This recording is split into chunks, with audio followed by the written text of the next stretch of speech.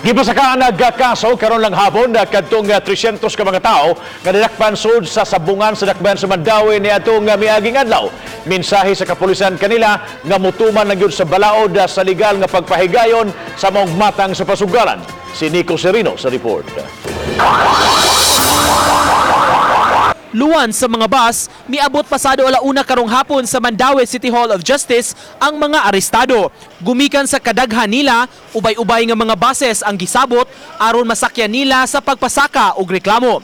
Ang mga asawa sa uban nga dinakpan didto nang daan sa Hall of Justice nagpaabot kanila.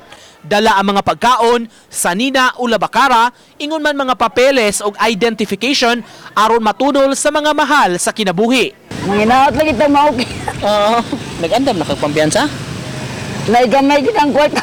Kapoy kayo na, tayo pamilya. Tatay gibuhi. Kami nag-speak may tabo ni. Samtang nagpaabot sa pagsangat sa reklamo, may mga tausab nga miapod-apod ngadto sa mga arestado ug pagkaon, sudan, puso ug tubig. Daling mikaon ang uban aron matambalan ang gibating kagutom. Gisuwaya namo pagpakikistorya ang usa kanila apan nagdumili kini pagkumpirmar kinsa ang nagpahatag sa mga pagkaon.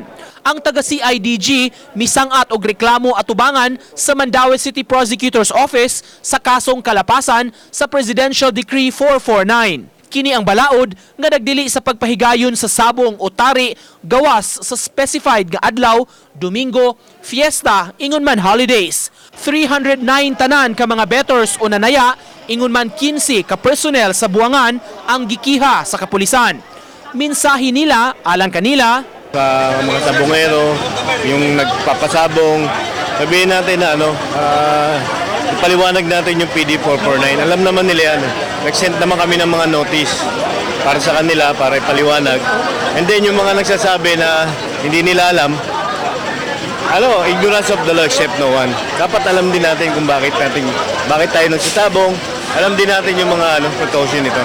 uban ni Godfrey Relien, Nico Sereno, Balitang Bisdak.